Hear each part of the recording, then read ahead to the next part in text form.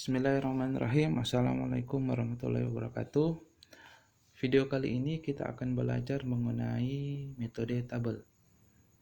Metode tabel merupakan salah satu metode yang dipakai atau yang digunakan untuk mencari nilai X atau akar X dari persamaan non-linear. Adapun algoritma metode tabel itu adalah yang pertama itu definisikan fungsi fx. Yang kedua, menentukan range untuk X yang berupa batas bawah atau X bawah dan batas atas atau X atas. Yang ketiga, tentukan jumlah pembagian N. Yang keempat, hitung step pembagi H menggunakan rumus H sama dengan batas atas dikurangi batas bawah dibagi N. Yang kelima, untuk I sama dengan 0 sampai dengan N, hitung XI sama dengan batas bawah ditambah I kali H. YI sama dengan FXI. Untuk I sama dengan 0 sampai dengan N dicari K, di mana jika FXK sama dengan 0, maka XK adalah penyelesaiannya. Jika tidak, bila FXK dikali FXK plus 1 lebih kecil dari 0, maka jika nilai FXK lebih kecil dari nilai FXK plus 1, maka XK merupakan penyelesaiannya. Sedangkan jika tidak, maka XK plus 1 merupakan penyelesaiannya. Untuk memperjelas penggunaan metode tabel, kita bisa melihat contoh soal berikut ini. Misal, diketahui sebuah fungsi itu fx sama dengan x tambah e pangkat x, dan akan dicari nilai x atau nilai akar x. Langkah yang pertama itu adalah kita mendefinisikan fungsi fx. Kita sudah tahu fungsi fx-nya itu sama dengan x ditambah e pangkat x. Yang kedua itu adalah kita menentukan range untuk x yang berupa batas bawah dan batas atas. Kita misalkan batas atas itu sama dengan 1, 0, dan batas bawah itu sama dengan min 1.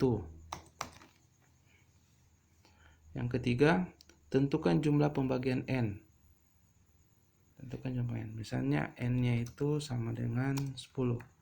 Untuk N di sini terserah kita, bisa N sama dengan 10, bisa N sama dengan 20, bisa N sama dengan 5, karena itu akan menentukan atau mempengaruhi hasil yang akan kita dapat.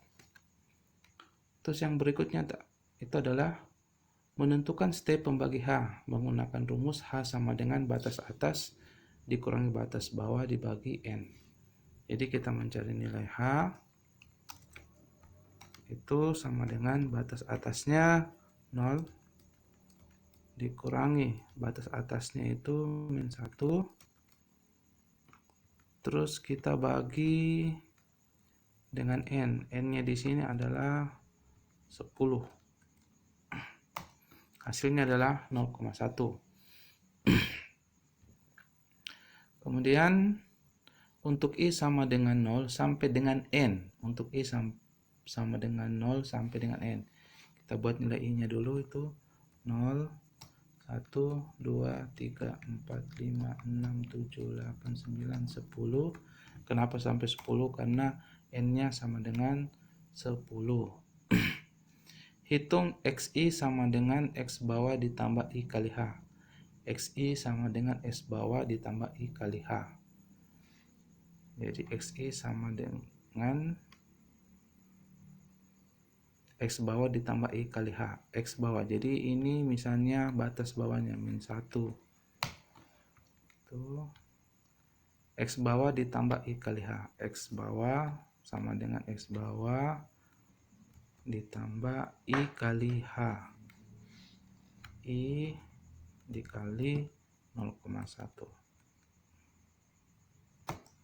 Hasilnya min 0,9. Terus D3 ini kita beri angka dolar supaya nilainya tetap.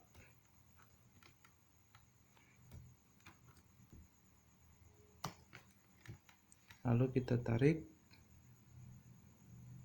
Nah, itu. Jadi untuk I sama dengan 0 sampai dengan N, hitung XI sama dengan X bawah tambah I kali H. Sudah jadi.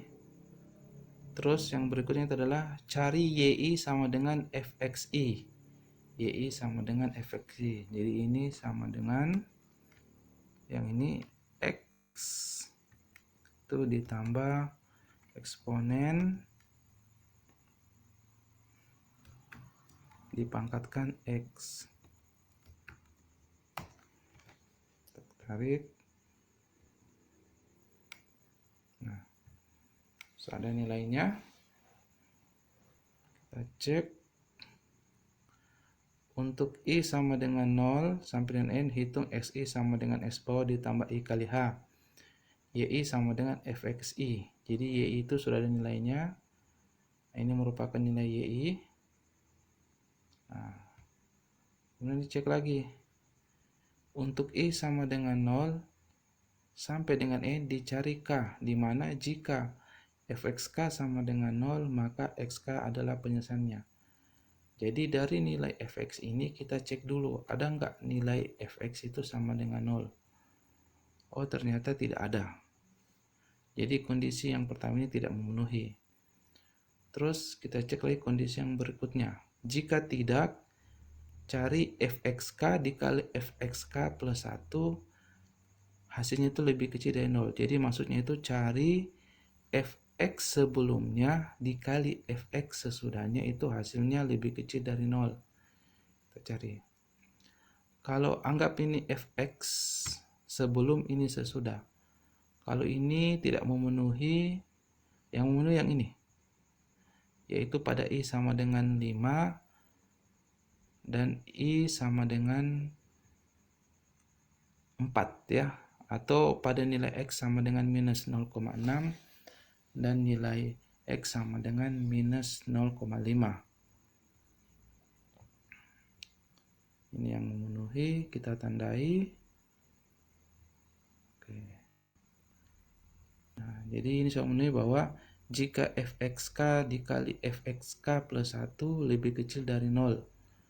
Nah, kita lihat ini memenuhi, kita anggap ini sesudah, ini sebelum, atau ini fxk, ini fxk plus 1. Terus kita cek, jika fxk lebih kecil dari fxk plus 1, maka xk adalah penyelesaiannya. Kita cek, apakah nilai x minus 0,6 untuk nilai fx-nya itu lebih kecil atau lebih besar dari nilai x yang minus 0,5. Cara mengetahuinya itu adalah kita melihat saja ada berapa angka di belakang koma. Kita cek, misalnya minus 0,6. Ada berapa angka di belakang koma? 1, 2, 3, 4, 5, 6, 7, 8, 9. Sedangkan untuk x sama dengan minus 0,5, 1, 2, 3, 4, 5, 6, 7, 8. Oke, jadi setelah kita melihat ada berapa angka di belakang koma, jadi bisa diambil kesimpulan bahwa x sama dengan minus 0,6 merupakan akar persamaan atau merupakan nilai akar x dari persamaan nonlinear fx sama dengan x ditambah e pangkat x. Jadi sekali lagi, jika fx tidak ada bernilai 0, maka kita cari perkalian fx sebelumnya dan sesudahnya itu nilainya lebih kecil dari 0. Setelah kita dapat, kita tentukan lagi mana nilai fx yang mendekati dari 0.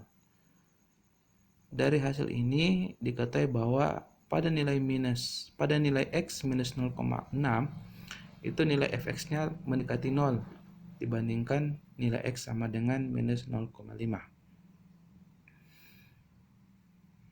Oke, demikianlah penjelasan singkat mengenai metode tabel. Terima kasih. Wassalamualaikum warahmatullahi wabarakatuh.